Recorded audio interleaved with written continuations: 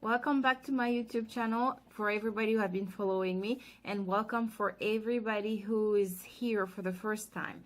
So have you ever wondered how it feels or what are the challenges to raise a biracial kid and to raise that kid in a multilingual family? So today that will be what I'll be sharing. I'll be sharing my experience on that. So stay tuned and continue to watch. Don't go anywhere. I grew up in a family that spoke more than 2 languages. So I thought it would be easier to raise a kid in the same way, but being in a different environment than I was raised in, it's completely different.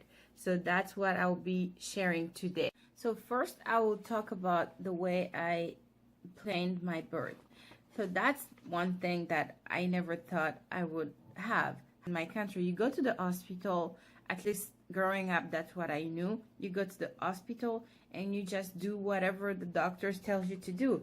But here, I had to have a birth plan. I had to decide who will be in the room, and I had to decide how I was going to give birth. If I was going to give birth vaginally, or I wanted the how do they call it, peridural, if I wanted to choose the name right away or after. So I had all those options that I never heard about before.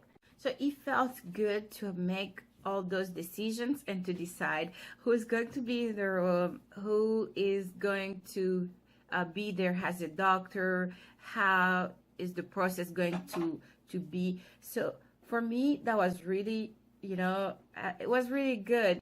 So, and I got to choose who would be there, who could see me giving birth. So I chose my sister, my brother, my mom, my husband, and they were all in the room when I was giving birth. So it was like a family thing, and I loved it. I really did. So when it comes to language, I started to talk to Chloe since she was in the womb, because they say it's good to talk to them so you can really get closer to the baby. So I started to talk to her in French. So in my country, we speak French, Swahili, Chiluba, Lingala, and we speak other multiple dialects. But I have a grandpa who speaks like more than 8 languages. So it was obvious that whenever I have a baby, I will teach her more than 2 languages. So I live in a country where the biggest part of the country only speaks 1 language, so which is English, and the other part speaks Spanish. We raise her in both ways because she has to know both parts. She has to know the African way and she has to know the American way. But things that I lean onto the most are African things, because that's all I know. But and also because I'm the only one here who will teach her those things. She goes out, when she go to school, when she goes to mass, when we just go for a walk, all she sees is the American way. So for her to know some things about my culture, I have to be consistent. Some parents will be teaching their kids only the things that they see, or the things from the environment that they live in. We don't really do that because she's part of those 2 cultures are in her. So she's part of both. So she needs to learn both languages. We tend to tell her everything that we think it's good in the African side and everything that's good in the American side. I will give you an example. It's like when she was born, she had tummy issues like colics. I don't know if it's exactly how they call it. So at that moment, we didn't give her only medication from here. We tried that. It didn't work anyway. So we gave her some things from back home that helps babies, and that worked. So it's the same way in the way we raise her, in the education that we give her. We give her what we think is best for her, what we think is best from both cultures.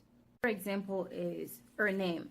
Her name is Chloe in the French speaking part, but for people who speak English, it's Chloe. So we chose a name that both parts will be able to pronounce. Every time I see somebody who asks what's her name is, I say Chloe. If the person is American, the person will say it's Chloe, which it's not the same pronunciation in French and in English. So we really try to take both and just mix it, because she's the mix of two. She's the mix of white and black. So she has to be mixed in everything, in her cultural foundation. Also try to mix what we give her to eat. So she knows the taste of food from Africa. She knows the taste of food from the US, because she's both again. And she loves mac and cheese just as she loves fufu.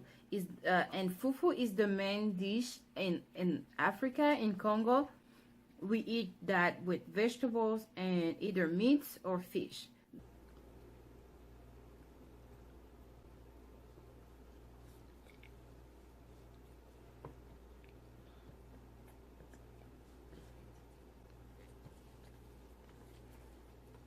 The other challenge is she has different hair. She has different skin than mine.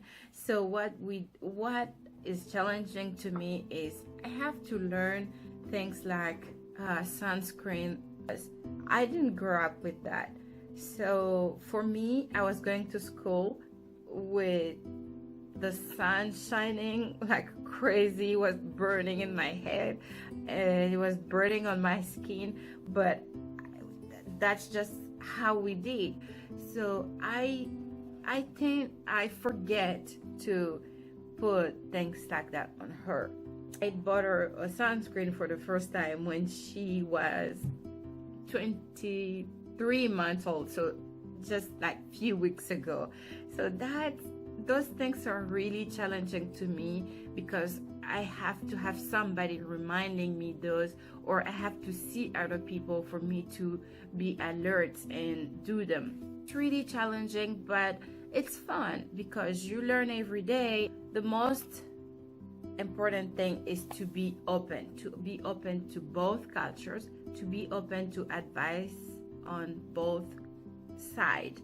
So those are the things that I really focus on. Thank you so much for watching. I hope you enjoyed this video, and subscribe on my channel and leave some comment down below if you have any suggestion for the next subject or anything else.